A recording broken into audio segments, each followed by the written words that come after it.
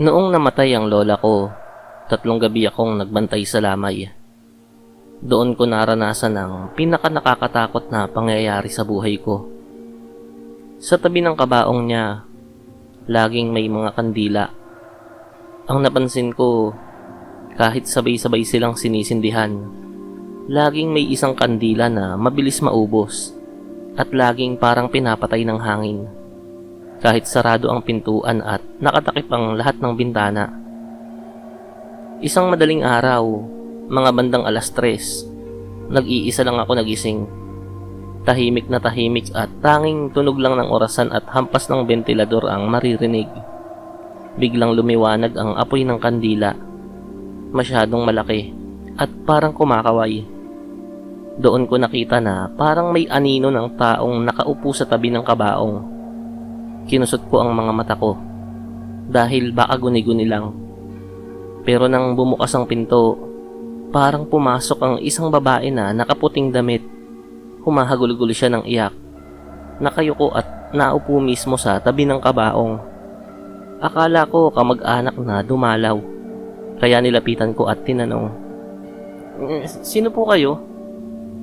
Ngunit nang humakbang ako, parang usok siyang naglaho. Kasabay ng sabay-sabay na pagkamatay ng lahat ng kandila. Nanlamig ang buong katawan ko. Parang may humawak sa balikat ko at may malamig na hiningang dumampi sa tenga ko. Doon ako napasigaw at ginising ko ang mga natutulog. Pero nang dumating sila, wala naman silang nakita.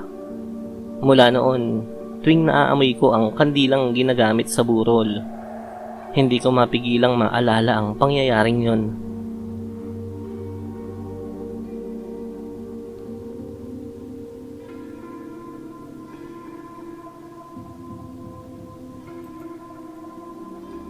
College ako noon at galing sa probinsya ng girlfriend ko. Dahil natagalan kami sa biyahe, madaling araw na ako nakauwi. Sa daan papunta sa amin, may kalsadang sobrang dilim at walang ilaw na poste. Doon ako dumaan. Habang naglalakad, may nakita akong kandila sa gitna ng kalsada. Nakasindi at maliwanag ang apoy.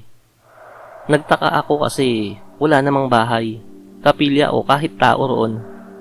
Ang una kong naisip, baka may patay na inaalala. Pero bakit sa mismong gitna ng daan? Di ba dapat sa gilid lang? Dali-dali kong nilampasan yon. Pero habang lumalayo ako, parang may naririnig akong yabag na sumusunod sa akin. Una mahina, tapos palakas ng palakas. Paglingon ko, tumindig ang balahibo ko. May babaeng nakaputing mahaba ang damit, nakalugay ang buhok, at hawak ang kandilang may sinde. Hindi siya naglalakad. Parang dumudulas lang ang paa niya sa lupa. Nakatingin siya ng direkta sa akin. Walang emosyon ang muka. Nataranta ako at mabilis na tumakbo. Habang papalayo, ramdam ko ang init ng apoy sa batok ko. Parang nasa mismong likod ko lang siya. Sa wakas ay may tricycle na dumating at dumaan at agad akong sumakay. Nang sumulyap ako pabalik, nakita akong nakatayo pa rin siya sa gitna ng kalsada. Nakataas ang kandila bago ito biglang namatay. Pagkapatay ng apoy, nawala na rin siya.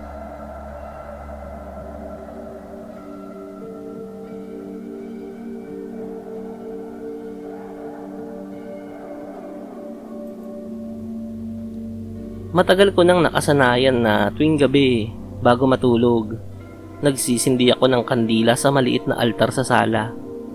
Doon ako nagro-rosaryo at nagdarasal para sa kaluluwa ng asawa kong si Ernesto, na 4 na taon nang patay.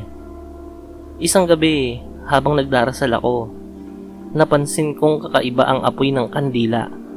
Hindi yun normal na dilaw, nagiging kulay asul, minsan pula, at parang sumasayaw na parang may hinahabol. Napatigil ako ng dasal, pero itinuloy ko pa rin. Doon ko naamoy ang paboritong pabango ni Ernesto, iyong ginagamit niya noong nabubuhay pa siya. Napakalamig ng hangin na dumampi sa batok ko. Bigla akong nakarinig ng boses, malapit sa tenga ko. malalim at pamilyar. Para akong binuhusan ng malamig na tubig. Nabitawan ko ang rosaryo at muntik nang mahulog ang kandila. Nang tignan ko ulit, normal na ulit ang apoy nun. Pero ang hangin, parang bumigat at ramdam ko ang presensya niya sa mismong tabi ko. Simula noon, hindi na ako nagdarasal mag-isa sa gabi. Lagi ko nang hinihintay ang mga anak ko bago magsindi ng kandila. Kasi ayokong marinig muli ang tinig ng patay kong asawa.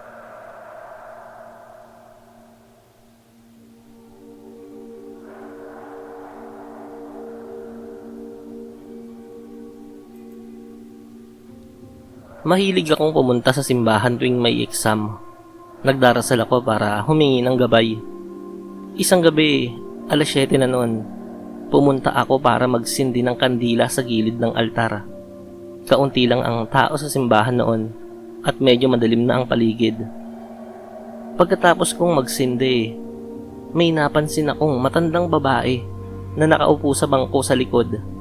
Nakatingin siya ng matalim sa kandila ko. Hindi kumikilos.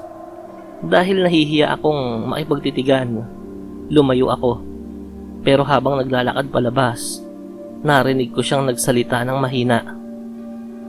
Hindi lahat ng kandila ay para sa nagdarasal. May kandila ring nag-aanyaya ng mga kaluluwa. Napalingon ako. Naangiti siya. Pero manamig ang tingin. Doon ko napansin ang isang bagay na hindi ko malilimutan. Wala siyang anino. Kahit ang liwanag ng altar ay diretsyong tumatama sa kanya.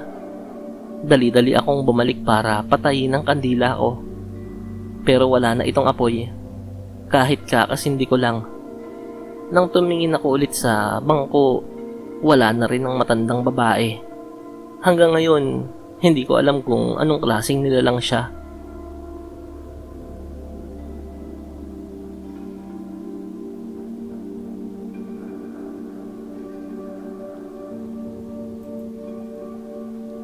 Tuwing undas, lagi naming dinadalaw ang puntod ng kuya kong si Arman na namatay sa aksidente.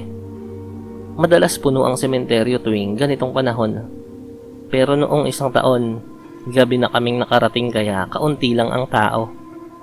Habang abala ang pamilya ko sa pagbili ng pagkain sa labas, naiwan akong mag-isa. Sinindihan ko ang 3 kandila at inilagay sa harap ng lapida niya. Habang nakatingin ako sa apoy, parang may narinig akong mahina. Parang tawag ng isang lalaki. Hindi ko pinansin. Baka kasi guni-guni lang. Maya-maya, napansin ko na ang kandila ay parang tinutulak ng hangin. Pero wala namang ihip. Pagtingin ko sa tapat ng puntod, may nakaupong lalaki.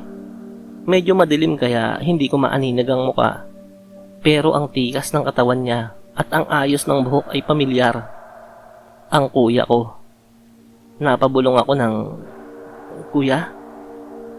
Doon, sabay-sabay na namatay ang mga kandila. Ang lalaking nakaupo ay biglang naglaho.